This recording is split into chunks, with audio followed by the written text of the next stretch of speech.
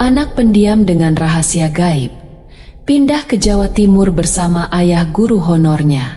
Saat kemampuan gaibnya yang hilang mulai kembali, ia merasa terganggu oleh makhluk astral di sekolah baru. Apakah yang sebenarnya ia alami di lapangan yang sunyi itu? Ingin tahu kelanjutan cerita selanjutnya?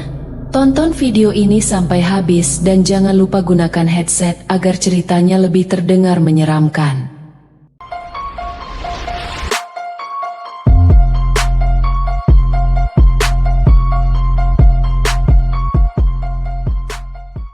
Ojik adalah anak pertama dari keluarga Pak Ahmad, seorang guru honorer yang baru-baru ini dipindahkan tugasnya ke Jawa Timur. Kehidupan mereka penuh tantangan, terutama setelah mereka dipaksa pindah karena urusan pekerjaan Pak Ahmad. Ibu Ojik adalah seorang ibu rumah tangga yang juga mengajar ngaji di waktu senggangnya.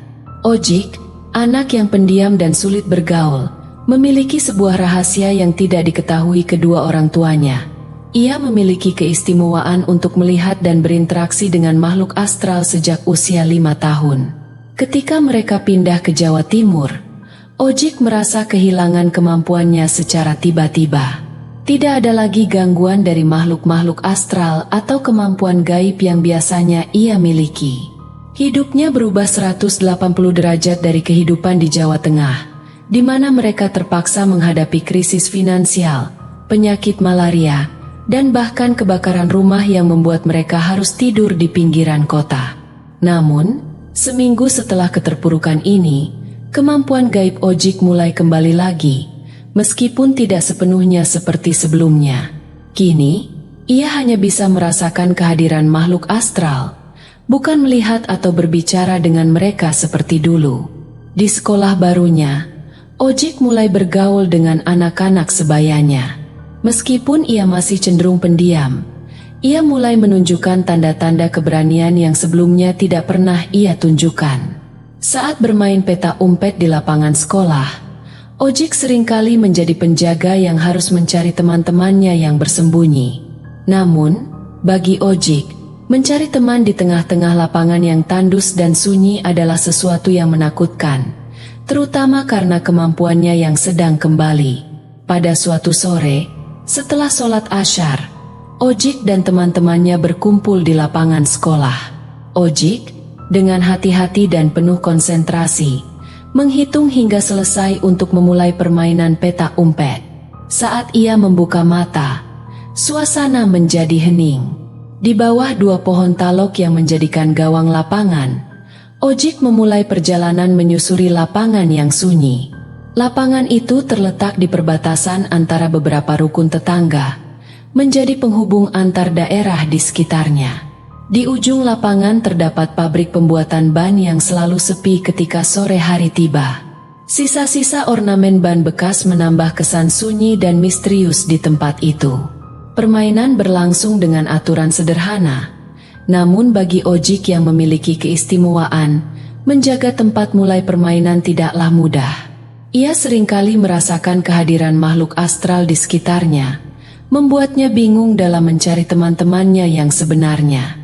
Saat ia mencari, ia sering mendengar bisikan-bisikan lembut yang memandu langkahnya, memberinya petunjuk siapa yang harus ia temukan.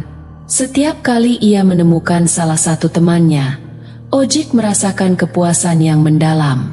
Namun, teman-temannya terlihat berbeda.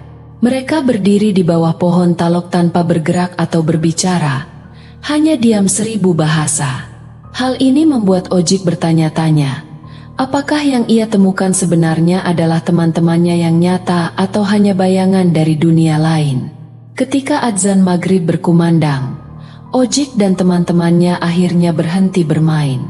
Ibu Ojik datang menjemputnya, mencari tahu apakah Ojik masih bersama teman-temannya. Meskipun Ojik mencoba meyakinkan ibunya bahwa ia sudah menemukan teman-temannya di lapangan, ibunya tidak melihat adanya siapapun di tempat itu. Di dalam perjalanan pulang, Ojik menceritakan dengan detail keberhasilannya menemukan teman-temannya. Namun, di dalam hatinya ia masih bertanya-tanya, apakah apa yang ia temukan benar-benar nyata atau hanya sebuah ilusi dari kemampuan gaibnya.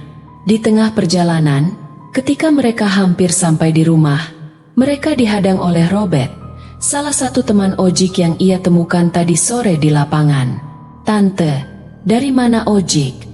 tanya Robert dengan heran. Ibu Ojik terkejut mendengar pertanyaan itu, karena menurutnya Ojik tidak pernah ditemukan oleh teman-temannya. Robert, bukannya tadi kamu bermain dengan Ojik?" tanya ibu Ojik, mencoba mencari kejelasan. "Enggak, Tante. Aku tadi main dengan teman-teman yang lain," jawab Robert dengan jujur. Ojik terdiam mendengar percakapan ini. Hatinya terasa berat. Apakah yang ia temukan tadi sore benar-benar teman-temannya? Atau hanya bayangan dari dunia astral yang tak terlihat oleh orang lain? Ketika mereka hampir sampai di rumah, Ojik masih merenungkan pertanyaan ini dalam hatinya. Apakah keistimewaannya hanya membuatnya merasa bersama? Atau memang ada sesuatu yang lebih dalam dari dunia yang tidak ia ketahui? Ojik pulang dengan hati yang masih berdebar. Setiap langkahnya terasa berat, seakan diikuti oleh bayangan tak kasat mata yang mengintai dari kegelapan. Rumah yang biasanya terasa aman kini terasa sunyi dan menakutkan baginya. Di dalam, ibunya sibuk menyiapkan makan malam, tetapi wajahnya memancarkan kecemasan yang tak tersembunyi. "Tante, Ojik dari mana?" tanya Robert, teman pertamanya yang berhasil ditemui Ojik di lapangan sore tadi. Robert, bukannya tadi kamu bermain dengan Ojik?" Ibu Ojik bertanya, menghentikan langkahnya. Robert tampak ragu sejenak sebelum menjawab. "Enggak, Thea. Ayo, kita masuk dulu ya, aku sudah lapar." Potong Ojik seraya menarik tangan ibunya ke dalam rumah. Ayah, Tante duluan ya, Rabbit." "Daa," sambung ibu Ojik sambil tersenyum mencoba meredakan kecemasan mereka. Ojik berusaha menyembunyikan kejadian di lapangan sore tadi. Dia masih mencoba memahami apakah pengalaman yang ia alami nyata atau hanya ilusi belaka. Kemampuan istimewa yang tiba-tiba muncul membuatnya ragu untuk berbicara, bahkan kepada ibunya sekalipun. Dia takut terlihat aneh di mata mereka. Mereka duduk di meja makan yang telah disiapkan dengan berbagai hidangan untuk berbuka. Salah satunya adalah sup favorit Ojik, sayur sup. Meskipun nafsu makannya memuncak, pikirannya terus melayang ke kejadian aneh yang ia alami sore tadi. Siapa yang berbisik di bawah pohon? Bagaimana Robert bisa menyapanya lebih dulu? Padahal baru saja ditemui di lapangan. Pertanyaan-pertanyaan ini terus menghantui pikirannya. Setelah menelan satu mangkuk supnya dengan lahap, Ojik buru-buru menuju kamar mandi untuk berwudu. Namun, ketika ia mulai memutar keran air, ia merasa sesuatu yang aneh. "Bismillah nawaitu," ucapnya lirih, namun tiba-tiba terkejut. "Astagfirullah," teriaknya kaget. "Nak, ada apa?" terdengar suara ibunya dari ruang makan. "Gak apa-apa kok, Bu. Ini, aku hampir kepleset," jawabnya dengan suara ragu. "Walah, hati-hati nak, licin," balas ibunya dengan nada khawatir. Tangannya terasa aneh, seakan tidak sedang memegang gagang keran. Ia merasakan kehadiran sesuatu yang dingin, tidak berbentuk namun menyelimuti tangannya.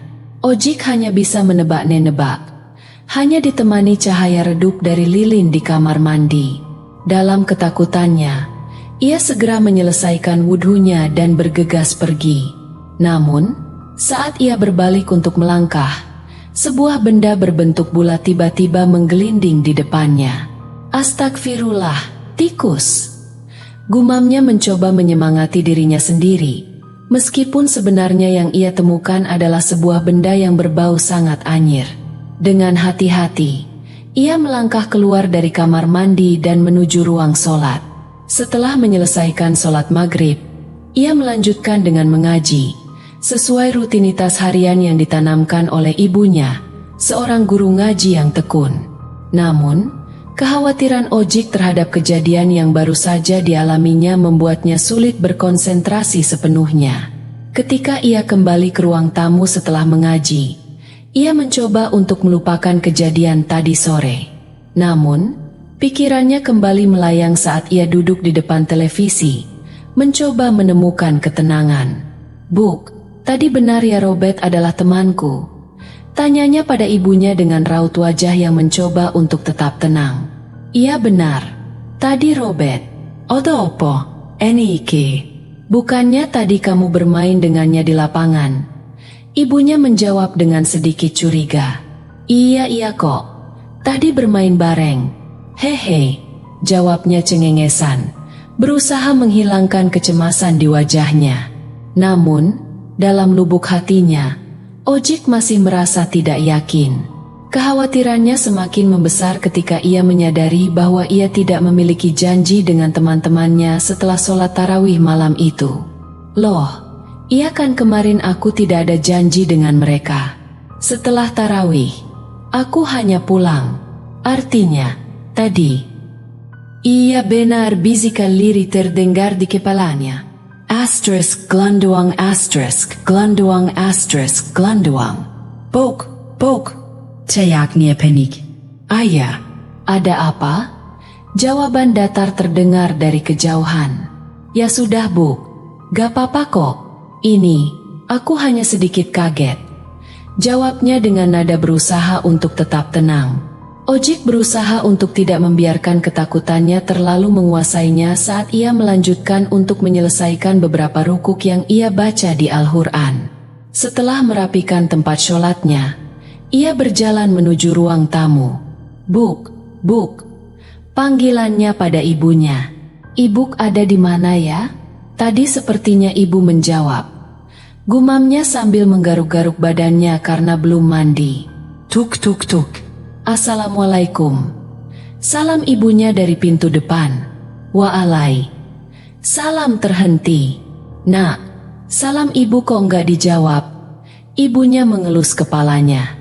"Waalaikumsalam warahmatullahi wabarakatuh." Jawabnya lengkap dan sigap. "Habis dari mana Bu? Kapan keluar?" tanyanya penasaran.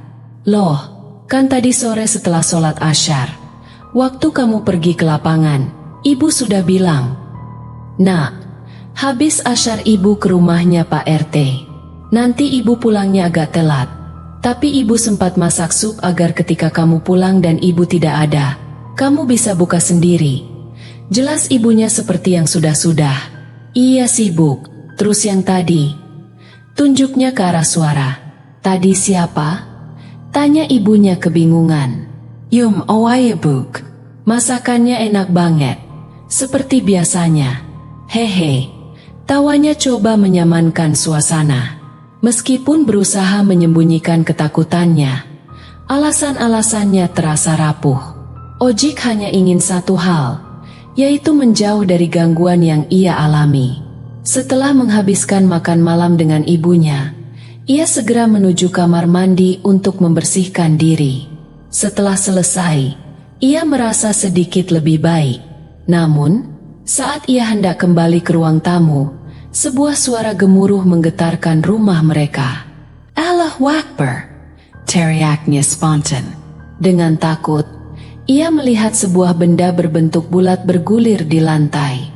Ojik langsung berlari tanpa ragu, diikuti oleh bayangan sesosok yang tertawa di belakangnya. Lari terbirit-birit tanpa menjerit.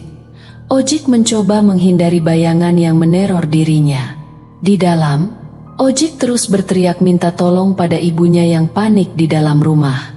Benda bulat itu menggoyang-goyang, benda bulat bergulir tanpa tujuan di kamar tamu. Namun, keluarga Ojik memanggil warga. Terima kasih telah menonton. Like and subscribe dan tekan lonceng notifikasi. Siapkan diri kalian untuk kisah yang lebih gelap dan menyeramkan di episode berikutnya. Sampai jumpa di kegelapan.